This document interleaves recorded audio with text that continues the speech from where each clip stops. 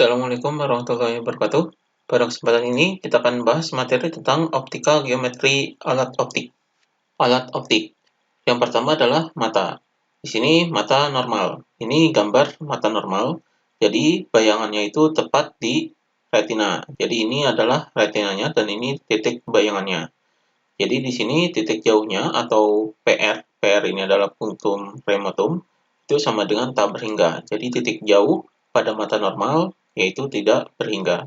Kemudian titik dekat atau PP. PP ini puntum proximum yaitu sama dengan 25 cm.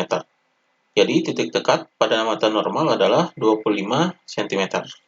Atau di sini titik dekatnya itu yaitu SN. SN-nya sama dengan 25 cm. Ini mata normal. Kemudian, gangguan pada mata di sini terdiri dari dua, yaitu miopi dan hipermetropi. Kita bahas yang miopi terlebih dahulu. Jadi, miopi ini adalah rabun jauh. Jadi, rabun jauh ini bayangannya terletak di depan retina. Jadi, retinanya di sini dan bayangannya di sini. Jadi, ini namanya rabun jauh. Kemudian, rabun jauh ini atau PR-nya itu kurang dari tak berhingga. Jadi, titik jauhnya adalah kurang dari tak berhingga. Kemudian titik dekatnya adalah normal, jadi sama dengan 25 cm. Jadi titik dekatnya atau puntum proximumnya adalah 25 cm. Jadi untuk rabun jauh ini adalah titik jauhnya yang kurang dari tak berhingga. Kemudian kuat lensa yang dipakai untuk rabun jauh ini dirumuskan yaitu P sama dengan 100 dibagi dengan min PR. Jadi rumus kuat lensa yang dipakai pada rabun jauh adalah sama dengan 100 dibagi dengan min PR. PR-nya ini adalah titik jauhnya atau puntum remotumnya. Jadi ini rumusnya. Kemudian hipermetropi atau rabun dekat. Hipermetropi atau rabun dekat, di sini bayangannya terletak di belakang retina. Jadi ini bayangannya dan ini retinanya. Jadi di belakang retina. Jadi titik jauhnya atau puntum remotumnya adalah normal, yaitu sama dengan tak berhingga. Kemudian titik dekatnya atau puntum proximumnya yaitu lebih dari 25 cm. Jadi yang hipermetropi ini yang berubah adalah titik dekatnya, yaitu lebih dari 25 cm. Jadi kuat lensa yang dipakai untuk hipermetropi atau rabun dekat ini adalah ini yaitu rumusnya, rumus kuat lensanya yaitu P sama dengan 100 per X min 100 per PP. Jadi ini rumusan kuat lensa untuk rabun dekat.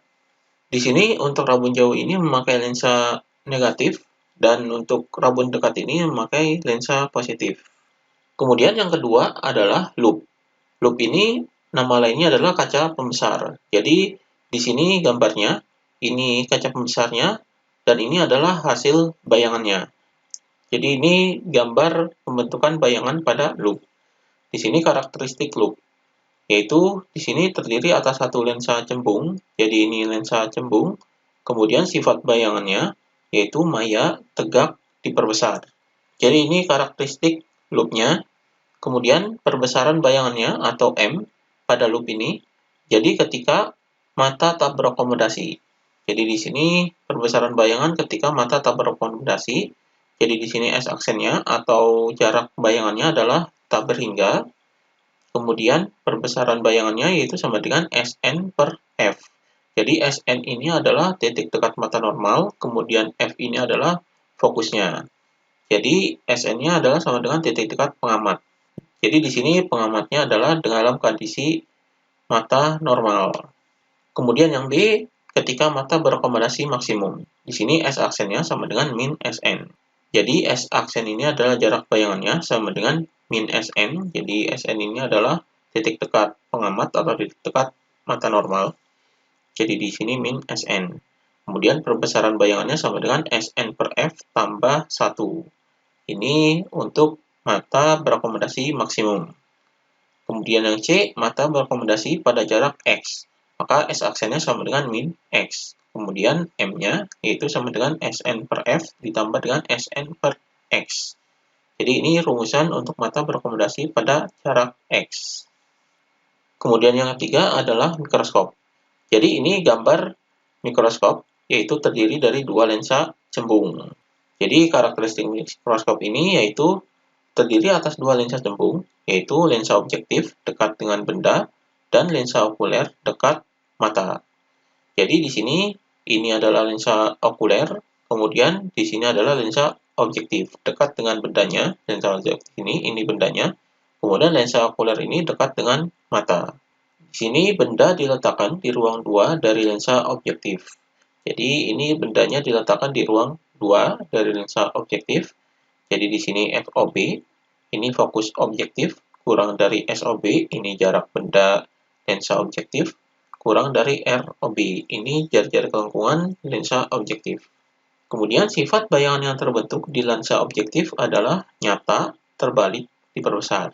Kemudian, bayangan air yang dibentuk oleh mikroskop terjadi di lensa okuler. Dengan sifat bayangannya, maya terbalik diperbesar. Gambar pembentukan bayangan untuk mikroskop. Jadi ini adalah bendanya, kemudian jarak benda ke lensa objektif adalah SOB. Kemudian di sini pembentukan bayangannya adalah di sini. Jadi jarak bayangan ke lensa objektif adalah ini. Jadi S aksen OB. Kemudian jarak bayangan ke lensa okuler adalah SOK. Jadi ini dinamakan adalah panjang mikroskopnya, yaitu D. Jadi D ini S aksen OB ditambah dengan SOK. Jadi ini gambar pembentukan bayangan pada mikroskopnya. Kemudian di sini perbesaran lensa objektif dirumuskan, yaitu untuk mencari S aksen OB, di sini dirumuskan 1/FOB. Jadi FOB ini adalah fokus lensa objektif, kemudian sama dengan 1/SOB ditambah dengan 1/S aksen OB. Jadi SOB ini jarak benda pada lensa objektif, dan S aksen OB ini jarak bayangan pada lensa objektif. Kemudian perbesarannya, di sini MOB, jadi perbesaran lensa objektif, yaitu S aksen OB dibagi dengan SOB. Jadi di sini tanda mutlak. Jadi ini rumus perbesaran lensa objektif. Kemudian perbesaran lensa okuler. Di sini yang A tanpa akomodasi, jadi SOK-nya atau jarak benda pada lensa okuler sama dengan fokus okuler. Kemudian S aksen OK, jarak bayangan pada lensa okuler ini sama dengan min tak berhingga. Kemudian perbesaran lensa okulernya, jadi MOK sama dengan SN/FOK. Kemudian panjang mikroskopnya adalah D sama dengan S aksen OB ditambah dengan FOK. Kemudian yang B, berakomodasi maksimum. Jadi lensa okulernya berakomodasi maksimum. Di sini S aksen OK-nya sama dengan min SN. Jadi min SN ini adalah titik dekat mata normal. Kemudian MOK-nya sama dengan SN/FOK ditambah 1. Kemudian D, jarak bayangannya adalah S aksen OB ditambah dengan SOK. Jadi di sini untuk mencari SOK-nya, yaitu sama dengan di sini 1/FOK sama dengan 1/SOK dikurangi dengan 1/SN. Jadi ini rumusan ketika mata berakomodasi maksimum. Kemudian perbesaran totalnya, ini rumusan perbesaran total untuk mikroskop, yaitu MT sama dengan MOB dikali dengan MOK. Jadi perbesaran pada lensa objektif dikali dengan perbesaran pada lensa okuler. Kemudian yang keempat adalah teropong bintang. Jadi ini gambar dari teropong bintang. Karakteristik dari teropong bintang adalah di sini terdiri atas dua lensa positif, yaitu cembung, yaitu lensa objektif dan lensa okuler. Di sini FOB lebih dari FOK. Jadi nilai fokus lensa objektif ini lebih besar dari nilai fokus lensa okuler. Kemudian perbesaran angularnya atau perbesaran sudutnya, di sini yang A tanpa akomodasi. Jadi di sini perbesaran bayangannya yaitu M sama dengan FOB per FOK. Jadi fokus lensa objektif dibagi dengan fokus lensa okuler. Kemudian yang D-nya atau panjang teropongnya yaitu FOB ditambah dengan FOK. Kemudian yang B ketika berakomodasi maksimum. Jadi di sini M-nya yaitu sama dengan FOB per SOK. Jadi di sini kemudian yang D adalah panjang teropongnya yaitu FOB ditambah dengan SOK. Jadi di sini untuk mencari SOK yaitu 1/FOK sama dengan 1/SOK ditambah dengan 1/S aksen OK. Jadi ini rumusan untuk teropong bintang. Kemudian teropong bumi. Jadi ini gambar dari teropong bumi. Di sini karakteristik dari teropong bumi yaitu terdiri atas 3 lensa positif, Jadi lensa objektif, kemudian okuler, dan lensa pembalik. Ini terdiri dari 3 lensa. Kemudian di sini perbesaran angularnya, yaitu di sini tanpa akomodasi, yaitu M sama dengan FOB per FOK. Kemudian yang D-nya, D ini adalah panjang teropongnya. Jadi di sini dirumuskan FOB ditambah dengan 4FP ditambah dengan FOK. Jadi FP ini adalah fokus dari lensa pembalik. Kemudian di sini yang B ini ketika berakomodasi maksimum. Jadi M-nya perbesarannya yaitu FOB per SOK. Kemudian D-nya panjang teropongnya yaitu FOB ditambah dengan 4FP ditambah dengan SOK.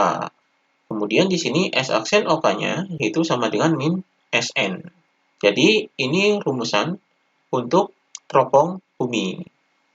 Demikian pembahasan materi untuk alat optik.